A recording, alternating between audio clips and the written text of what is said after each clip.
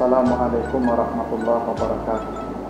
Alhamdulillahil ahadis samad, lam yalid wa lam yulad wa lam yakul lahu kufuwan ahad. Allahumma shalli ala Muhammad afsahi manasika bidzat wa alihi wa ashabihi ila yaumil wa'ad, amma ba'd. Para pemirsa mutiara amal yang memuliakan Allah, Allah zat yang maha rahman dan maha rahim, tidak memberikan perintah kepada hambanya kecuali diiringi oleh kemudahan-kemudahan. Kemudahan-kemudahan itu yang disebut dengan uzur. Bila ada sesuatu yang memang memungkinkan seseorang untuk tidak melakukan perintah Allah secara wajar sebagaimana diperintahkan, maka Allah berikan kepadanya solusi tanpa mengurangi pahala. Puasa ketika Allah perintahkan kepada manusia sebagai ibadah yang wajib untuk dikerjakan, Allah pun menyediakan keringanan-keringanan dan kemudahan-kemudahan bagi orang yang memang tidak bisa melakukannya secara wajar dan normal. Keringanan itulah yang disebutkan Allah di surat Al-Baqarah ayat 184, di antaranya kata Allah, "Faman kana minkum maridan aw 'ala safarin fa'iddatun min ayyamin ukhra wa 'alal ladzina yutiqunahu fidyatun ta'amun miskin." Siapa saja di antara kamu yang sakit atau dalam perjalanan dan dia tidak mampu atau berat melakukan puasa, maka dia boleh berbuka dengan syarat nanti diganti atau diqada di hari yang lain sebanyak puasa yang dia tinggalkan. Dan bagi yang tidak mampu, maka dia boleh memberikan fidyah setiap hari memberi makan satu orang miskin sebanyak hari puasa yang dia tinggalkan. Di dalam ini ada beberapa ketentuan tentang uzur puasa. Pertama, kata Allah, siapa yang sakit, dan Allah tidak merinci seperti apa sakitnya, apa ukuran penyakitnya, dan seberat apapun penyakitnya. Allah menyebutkan kata maridan dalam bentuk nakirah.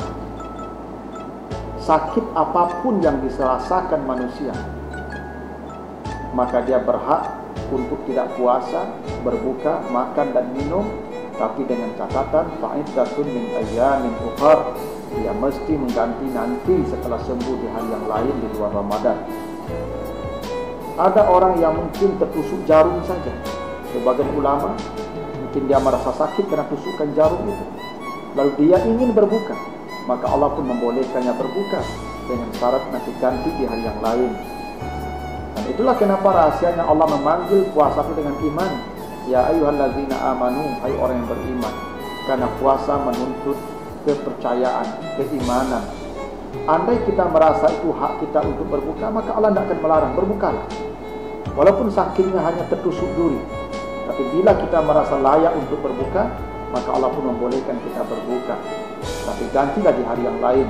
Dan itulah kenapa Allah tidak menyebutkan sakit dalam bentuk seperti apa, tetapi sakit disebutkan dalam bentuk yang umum, maridan. Begitu juga kata Allah, ala safarin, orang yang bepergian. Ada sedikit keindahan redaksi antara sakit dan berjalan. Allah ketika menyebut kata sakit, maka disebut kata sifat maridan.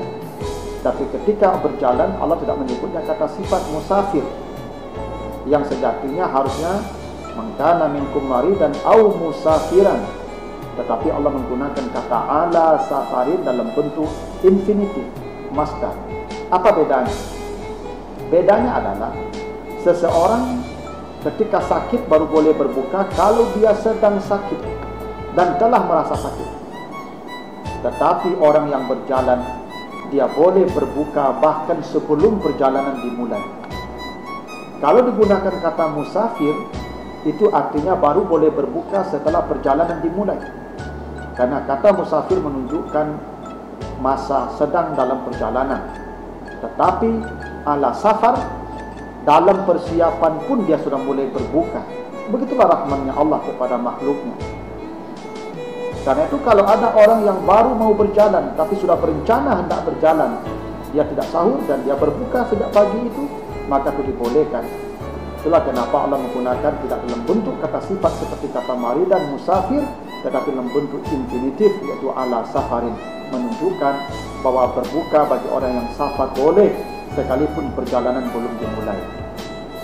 Begitu juga kata orang yang tidak mampu. Orang yang tidak mampu ini ada beragam. Ada di antaranya wanita hamil dan menyusui.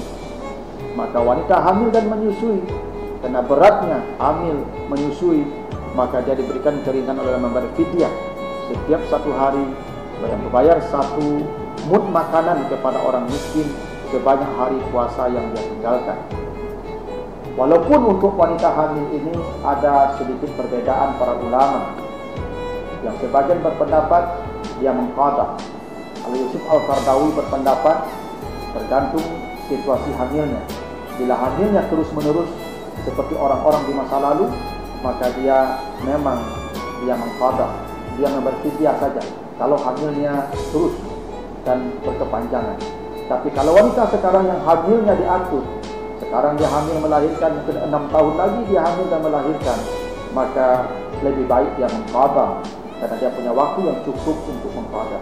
Tetapi kalaupun wanita yang hamil dan menyusui ingin membayar fidyah, maka itu tetap dibolehkan kalau dia dianggap tidak mampu. Atau tidak mampu itu karena dia sakit yang sudah tidak lagi diharap sembuhnya.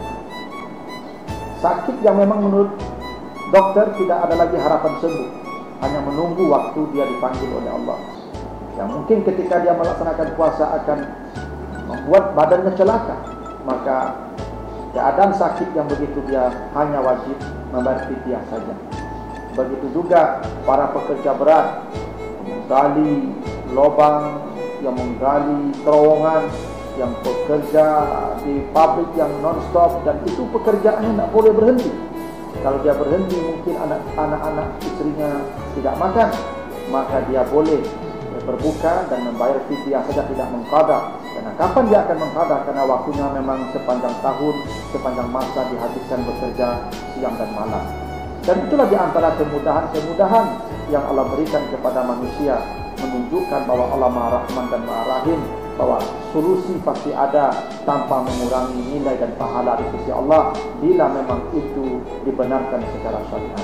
Mudah-mudahan ada manfaatnya. Wassalamualaikum warahmatullahi wabarakatuh.